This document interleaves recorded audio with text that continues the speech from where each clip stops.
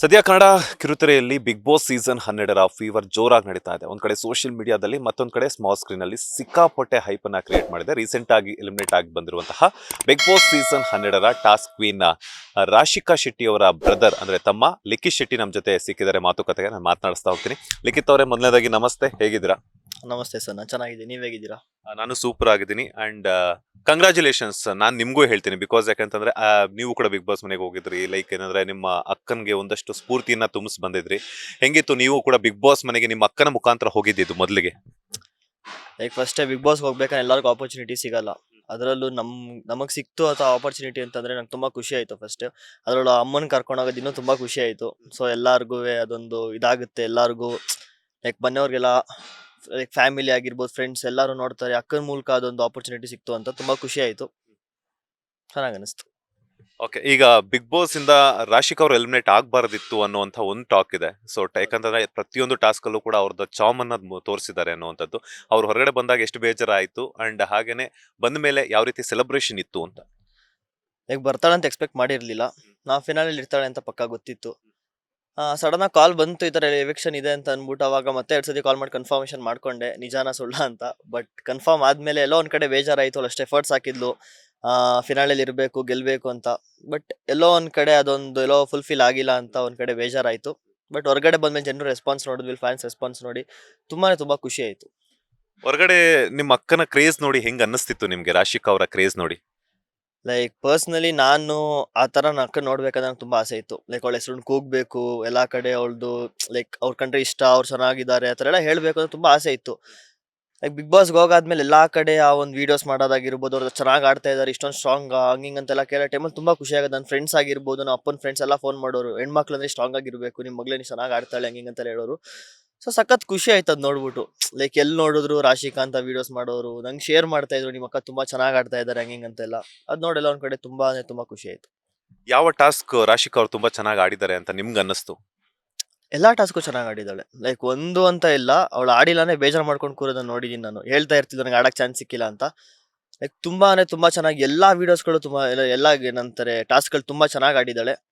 Like ತುಂಬಾ ಖುಷಿ ಆಯ್ತು ಅದು. ಮನೆಯಲ್ಲಿದ್ದ ರಾಶಿಕಾ ಶೆಟ್ಟಿ ಅವರಿಗೂ ಬಿಗ್ ಬಾಸ್ ಮನೆಯಲ್ಲಿದ್ದ ರಾಶಿಕಾ ಶೆಟ್ಟಿ ಅವರಿಗೂ ಏನೆಲ್ಲ ಡಿಫ್ರೆನ್ಸಸ್ ಕಾಣಿಸ್ತು ಅಂತ? ಡಿಫ್ರೆನ್ಸಸ್ ಅನ್ನೋದು ಯಾವ್ದು ಇರ್ಲಿಲ್ಲ. ಲೈಕ್ ಇಲ್ಲಿ ಹೆಂಗಿದ್ಲು ಇಲ್ಲೂ ಹಂಗೆ. ಏನಾರು ಬೇಜಾರಾಯ್ತು, ಫ್ರೆಂಡ್ಸ್ ಆಗಿರ್ಬೋದು, ಮನೆಯವ್ರ ಮೇಲೆ ಏನೇ ಇದ್ರು ಆನ್ ಫೇಸ್ ಹೇಳ್ಬಿಡ್ತಾಳು ಅವಳು. ಅದು ಮನ್ಸಲ್ಲಿ ಇಟ್ಕೊಳ್ಳಲ್ಲ. ಅಂಡ್ ತುಂಬಾ ಹೊತ್ತು ಕ್ಯಾರಿ ಮಾಡಲ್ಲ ಅವಳು ಅದನ್ನು.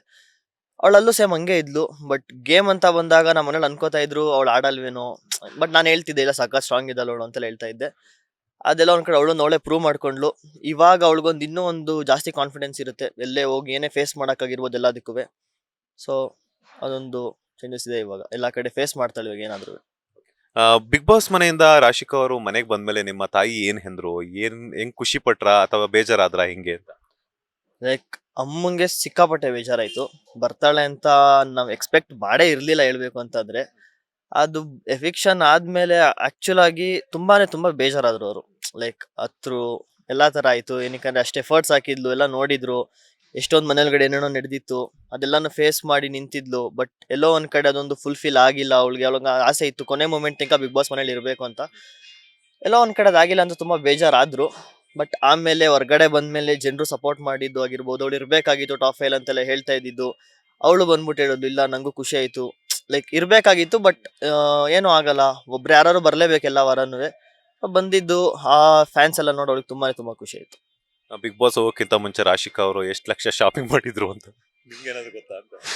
ಪ್ಲಾನ್ಸ್ ಇಲ್ಲ ನಂಗೆ ಅದ್ರ ಬಗ್ಗೆ, ಲೈಕ್ ಐಡಿಯಾ ಇಲ್ಲ ನನಗೆ ಅದು ಎಷ್ಟು ಏನು ಅಂತ. ಬಟ್ ಮಾಡಿದ್ಲು, ಜಾಸ್ತಿನೇ ಮಾಡಿದ್ಲು ಅನ್ಸುತ್ತೆ. ನಿಮ್ ಜೊತೆ ಶಾಪಿಂಗ್ ಕರ್ಕೊಂಡು ಹೋಗಿರ್ಲಿಲ್ವಾ ಕರ್ಕೊಂಡು ಹೋಗಿದ್ಲು. ನಾನೇ ಸೆಲೆಕ್ಟ್ ಮಾಡ್ತಿದ್ದಿದ್ದೆಲ್ಲಾನು ನಾನೇ ಇದು ಮಾಡ್ತಿದ್ದು. ಆದ್ರೆ ಎಷ್ಟು ಬಜೆಟ್ ಎಲ್ಲ ನಂಗೆ ಏನೋ ಗೊತ್ತಿಲ್ಲ. ಹೋದ್ಮೇಲೂ ಮಾಡಿದೀವಿ, ಇದ್ದಾಗ್ಲೂ ಮಾಡಿದ್ವಿ. ಬಟ್ ಎಷ್ಟು ಏನು ಅಂತ ನಂಗೆ ಗೊತ್ತಿಲ್ಲ. ಓಕೆ, ಈಗ ಅಕ್ಕ ತಮ್ಮ ಅಥವಾ ಅಣ್ಣ ತಮ್ಮ, ಅಣ್ಣ ತಂಗಿ ಅಂತಂದ್ರೆ ಆಲ್ಮೋಸ್ಟ್ ಆ ಬಾಂಡಿಂಗ್ ಜೊತೆಗೆ ಫೈಟಿಂಗು ಕೂಡ ಸಿಕ್ಕಾಪಟ್ಟೆ ಇರುತ್ತೆ. ಸೊ ನಿಮ್ಮಿಬ್ಬರ ಮಧ್ಯೆ ಹೆಂಗಿರ್ತಿತ್ತು? ಬಾಂಡಿಂಗ್ ಅನ್ನೋದು ಜಾಸ್ತಿ ಇರ್ತಿತ್ತಾ ಅಥವಾ ಫೈಟಿಂಗೇ ಜಾಸ್ತಿ ಇರ್ತಿತ್ತಾ, ಹೆಂಗೆ ಅಂತ? ಎರಡೂ ತುಂಬಾ ಜಾಸ್ತಿ ಇತ್ತು. ಬಾಂಡಿಂಗ್ ಅನ್ನೋದು ತುಂಬಾ ಜಾಸ್ತಿ ಇತ್ತು. ಫೈಟಿಂಗ್ ಅನ್ನೋದು ಕಾಮನ್ ಇವಾಗೆಲ್ಲ ಇರ್ಲಿಲ್ಲ. ಲೈಕ್ ನಾನೊಂದು ಚಿಕ್ಕವನಿದ್ದಾಗೆಲ್ಲೋ 5th 6th ಆ ಟೈಮಲ್ಲಿ ತುಂಬಾ ಹೊಡೆದಾಡ್ತಾ ಇದ್ವಿ, ಸಖತ್ ಹೊಡೆದಾಡ್ತಾ ಇದ್ವಿ. ಅದು ಮನೇಲಿ ಬಿಟ್ಟು ಹೋಗಕ್ಕೆ ಎದ್ರುಕೊಳ್ಳೋರು. ಅಯ್ಯೋ ನಾನ್ ಬಿಟ್ಟು ಹೋಗ್ಬೇಕು ಅನ್ಕೊಂಡು ಪ್ಲಾನ್ಸ್ ಎಲ್ಲ ಕ್ಯಾನ್ಸಲ್ ಮಾಡ್ಕೊಬಿಡೋರು ಎಲ್ಲ ಹೋಗ್ಬೇಕಂತಂದ್ರೆ. ಇವಾಗ ಎಲ್ಲ ಆತರ ಇಲ್ಲ. ಬಟ್ ಅಕ್ಕಂಗ್ ನನ್ ಕಂಡ್ರೆ ಸಖತ್ ಇಷ್ಟ, ನನ್ಗೂ ಅಷ್ಟೇ. ಬಾಂಡಿಂಗ್ ತುಂಬಾ ಚೆನ್ನಾಗಿದೆ. ಯಾರು ಜಾಸ್ತಿ ಜಗಳ ಆಡುವಂಥದ್ದು ನಿಮ್ಮಿಬ್ರಲ್ಲಿ? ಮುಂಚೆ ಇಬ್ರು ಆಡ್ತಿದ್ವಿ. ನಾನೇನಾರು ಅಂದ್ರೆ ಅವಳು ತಡ್ಕೋತಾ ಇರ್ಲಿಲ್ಲ. ಅವಾಗ ಜಗಳ ಆಗ್ಬಿಡೋದು. ಇವಾಗೆಲ್ಲ ಆತರ ಏನಿಲ್ಲ. ಅವಾಗ ಏನಂದ್ರುವೆ ಕೇಳಿಸ್ಕೊತಾಳೆ, ಅವಳೇನೋ ನಾನು ಕೇಳಿಸ್ಕೊತೀನಿ ಅಷ್ಟೇ. ಎಸ್, ರಾಶಿಕಾ ಮತ್ತೆ ಸೂರಜ್ ಅವರ ಫ್ರೆಂಡ್ಶಿಪ್ ಲವ್ವಾ ಏನು ಇದು ಅಂತ ನಿಮ್ಗೆ ಏನಾದ್ರು ಗೊತ್ತಾ? ಬಂದ್ಮೇಲೆ ಏನಾದ್ರು ಹೇಳಿದ್ರಾ ಅಂತ? ಇಲ್ಲ ನಾವ್ ಅದನ್ನ ಏನು ಇದ್ ಮಾಡಿಲ್ಲ. ಬಟ್ ಅದೆಲ್ಲ ನೋಡಾದ್ಮೇಲೆ ಕೇಳ್ತಿದ್ಲು, ಓ ಈ ತರ ಎಲ್ಲ ಮಾಡ್ಬಿಟ್ಟಿದಾರ ಹಂಗಿಂಗ್ ಅಂತಲ್ಲ. ಬಟ್ ಅವ್ಳು ಹೇಳಿದ್ಲು ಸಖತ್ ಒಳ್ಳೆ ಬೆಸ್ಟ್ ಫ್ರೆಂಡ್ ಅಂತ. ಒಳಗಡೆ ಇದ್ದಾಗ್ಲೂ ಇಂಟ್ರೊಡ್ಯೂಸ್ ಮಾಡ್ಸಿದ್ರು, ಮಾತಾಡಿದ್ರು, ಅವರು ನಮ್ ಜೊತೆ ಮಾತಾಡಿದ್ರು. ಆ ಒಂದ್ ಫ್ರೆಂಡ್ಶಿಪ್ ಅವ್ರ ಬಾಂಡಿಂಗ್ ತುಂಬಾ ಚೆನ್ನಾಗಿದೆ. ಅದು ಅವರು ನಮ್ಮ ಎಲ್ಲಾ ಕಡೆ ಅವರು ಇಂಟರ್ವ್ಯೂಸ್ ಗಳೆಲ್ಲ ಹೇಳಿದ್ದಾರೆ. ಸೊ ಅದೆಲ್ಲ ನೋಡಿರೋದ್ರಿಂದ ಅವ್ರದ್ದೊಂದು ಆ ಮನೆ ಒಳಗಡೆ ಆ ಒಂದು ಫ್ರೆಂಡ್ಶಿಪ್ ಬೇಕಾಗಿರುತ್ತೆ ಯಾರಿಗೇ ಆದ್ರೂ. ಲೈಕ್ ಒಂದು ಸಪೋರ್ಟ್ ಸಿಸ್ಟಮ್ ಆಗಿ ನಿಂತ್ಕೊಳ್ಳಕ್ಕೆ, ಏನೇ ಇದ್ರು ಕೇಳಿಸ್ಕೊಳ್ಳಕ್ಕೆ, ಬೇಜಾರಾಗಿದ್ದಾಗ ಅಲ್ಲಿ ತುಂಬಾ ಬೇಜಾರು ದುಃಖ ಎಲ್ಲ ನಡೀತಾ ಇರತ್ತೆ ಅಲ್ಲಿ. ಸೊ ಅದೆಲ್ಲ ಹೇಳ್ಕೊಳ್ಳಕ್ಕೆ ಯಾರೊಬ್ರು ಬೇಕು ಮನೆ ಒಳಗಡೆ ಅಲ್ಲಿ. ಸೊ ಅವರೊಬ್ರು ಒಂದು ಬೆಸ್ಟ್ ಫ್ರೆಂಡ್ ಆಗಿ ಅವರದೊಂದು ಚೆನ್ನಾಗಿದ್ರು ಒಳಗಡೆ. ಸೋಷಿಯಲ್ ಮೀಡಿಯಾ ಅದ್ರ ಜೊತೆಗೆ ಬಿಗ್ ಬಾಸ್ ನೋಡಿರುವಂತಹ ವ್ಯೂವರ್ಸ್ ಎಲ್ಲಾನು ಕೂಡ ರಾಶಿಕಾ ಮತ್ತೆ ಸೂರಜ್ ಅವರ ಪೇರ್ ತುಂಬಾ ಚೆನ್ನಾಗಿದೆ ಅಂತ ಹೊಗಳ್ತಾ ಇದ್ರು, ಕಮೆಂಟ್ಸ್ ಅನ್ನ ಹಾಕ್ತಿದ್ರು. ಅಂಡ್ ಅದಕ್ಕೆ ತಕ್ಕಂಗೆ ಸೂರಜ್ ಅವರು ಕೂಡ ಬಿಗ್ ಬಾಸ್ ಮನೆಯಲ್ಲಿ ಯಾರು ತುಂಬಾ ಬ್ಯೂಟಿಫುಲ್ ಅಂತಂದಾಗ ರಾಶಿಕಾ ಅವ್ರಿಗೆ ತಗೊಂಡ್ಬಂದು ಒಂದು ರೋಸ್ ಅನ್ನ ಕೊಡ್ತಾರೆ. ಸೊ ಹೊರಗಡೆ ಜನರ ಕ್ರೇಜ್ ಅಂತೂ ಇಬ್ರು ಒಂದಾಗಬೇಕು ಅನ್ನೋಂಥದ್ದು ಇರುತ್ತೆ. ಸೊ ಆ ಒಂದು ಬಾಂಡಿಂಗ್ ನೋಡ್ಬೇಕಾದ್ರೆ ರಾಶಿಕಾ ಮತ್ತೆ ಸೂರಜ್ ಅವರ ನಡುವೆ ನಿಮ್ಗೆ ಹೆಂಗ್ ಅನ್ನಿಸ್ತಿತ್ತು ಅಂತ? ಅದೇ ಹೇಳನಲ್ಲ, ತುಂಬಾ ಖುಷಿ ಆಗ್ತಾ ಇತ್ತು. ಮನೆ ಒಳಗಡೆ ಫ್ಯಾಮಿಲಿ ಯಾರು ಇರಲ್ಲ, ಕಾಂಟ್ಯಾಕ್ಟ್ ಇರಲ್ಲ, ಏನಿರಲ್ಲ. ಬೇಜಾರಾಯ್ತು ಅಥವಾ ಅಳಬೇಕು ಅಂತಂದ್ರೆ, ಏನೋ ಶೇರ್ ಮಾಡ್ಕೋಬೇಕಂತಂದ್ರೆ ಯಾರು ಇರಲ್ಲ ಮನೆ ಒಳಗಡೆ. ಅಲ್ಲಿ ಆ ಥರ ಒಬ್ರು ಸಪೋರ್ಟ್ ಆಗಿ ನಿಂತ್ಕೊಳ್ಳೋಕೆ, ಎಲ್ಲ ಕೇಳಿಸ್ಕೊಳ್ಳೋಕೆ, ಸಮಾಧಾನ ಮಾಡಕ್ಕೆ, ಇಲ್ಲ ಬಿಡು ಏನೂ ಆಗಲ್ಲ ಅಂತೆಲ್ಲ ಹೇಳಕ್ಕೆ ಒಬ್ರು ಬೇಕಾಗಿರ್ತಾರೆ. ಎಲ್ಲರಿಗೂ ಕಂಫರ್ಟ್ ಝೋನ್ ಅನ್ನೋದು ಇದ್ದೇ ಇರುತ್ತೆ. ಸೊ ಇವಳಿಗೆ ಆ ಥರ ಇದ್ರು, ಅದ್ ನೋಡಿದ್ರೆ ನಮ್ಗೆ ತುಂಬಾ ಖುಷಿ ಆಗ್ತಾ ಇತ್ತು. ಏ ಬಿಡು, ನಮ್ ಜಾಗನೊಬ್ರು ಇದಾರೆ ಅಲ್ಲಿ, ನಮ್ ಬದಲು ಯಾರೋ ಒಬ್ರಲ್ಲಿ ನೋಡ್ಕೋತಿದಾರೆ ಅವಳನ್ನ ಅಂತ. ಅದು ಆ ಥರ ಒಂದು ತುಂಬಾ ಖುಷಿ ಇತ್ತು ಅವ್ರ ಬಾಂಡಿಂಗ್ ನೋಡಿದಾಗ. ಲೇಟೆಸ್ಟ್ ಹಾಗೂ ಇಂಟ್ರೆಸ್ಟಿಂಗ್ ಸುದ್ದಿಗಳಿಗಾಗಿ ಬಾಸ್ ಟಿವಿ ಕನ್ನಡ ಚಾನೆಲ್ನ ಸಬ್ಸ್ಕ್ರೈಬ್ ಮಾಡಿ. ಹಾಗೆಯೇ ಬೆಲ್ ಐಕಾನ್ ಪ್ರೆಸ್ ಮಾಡಿ. ಇದರ ಜೊತೆಗೆ ಫೇಸ್ಬುಕ್, ಇನ್ಸ್ಟಾಗ್ರಾಮ್, ಎಕ್ಸ್ ನಲ್ಲೂ ಮಿಸ್ ಮಾಡದೆ ಫಾಲೋ ಮಾಡಿ.